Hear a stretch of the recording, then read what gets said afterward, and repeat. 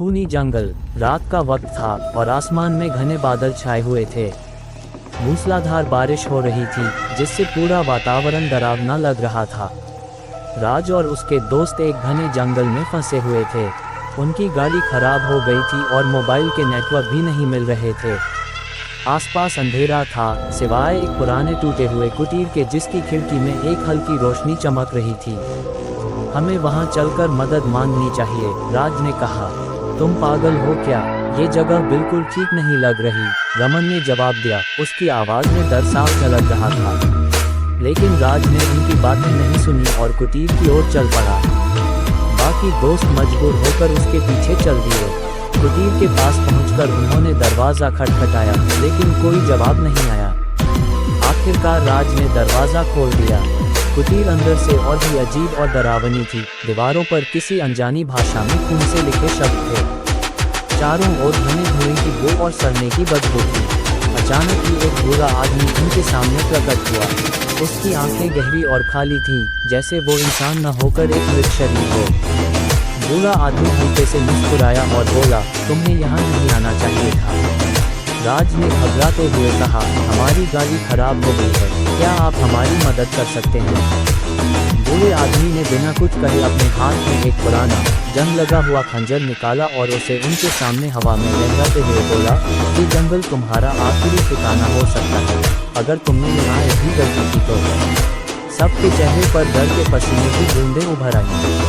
बूढ़ा आदमी हंसते हुए गायब हो गया। उसकी हंसी पूरे कुटीर में गूंजने लगी, जैसे हवा के साथ उसके कदम जंगल के हर कोने में फैल रहे हैं। उसके जाने के बाद उन्हें दीवारों पर लिखा एक चेतावनी भरा संदेश दिखा, यहाँ से भाग सकते हो तो भाग जाओ, वरना मौत तुम्हारा इंतजार कर रही है। रमन की सांसें तेज हो गईं। उसने बाकी दोस्तों से कहा, यहाँ से निकल चलो, ये जगह सही नहीं है। उन्होंने कुटीर से बाहर निकलने की कोशिश की, लेकिन दरवाज़ा जैसे खुद ब खुद बंद हो गया। राज ने कोशिश की पर दरवाज़ा नहीं खुला। तभी पीछे से किसी के जोर से चिल्लाने की आवाज़ आई। जैसे ही वे पीछे मुड़े तो उन्होंने देखा कि वह बूढ़ा आदमी उनके करीब आ चुका था। उसके चेहरे पर एक भयानक मुस्कान थी और उसकी आंखें बिल्कुल काली हो चुकी थी।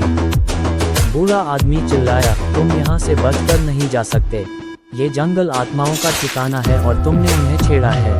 इतना कहकर वह राज पर झपट पड़ा। बाकी दोस्तों ने उसे रोकने की कोशिश की, लेकिन उस बूढ़े की ताकत इंसान से कहीं ज़्यादा थी।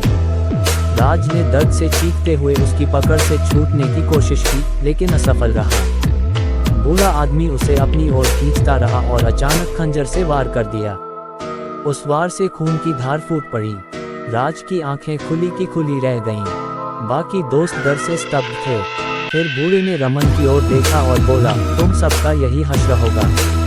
सभी ने चिल्लाते हुए दरवाजे पर जोर लगाना शुरू किया और आखिरकार दरवाजा टूट गया। तीनों दोस्त दौड़ते हुए बाहर निकले और अंधेरे में भागने लगे।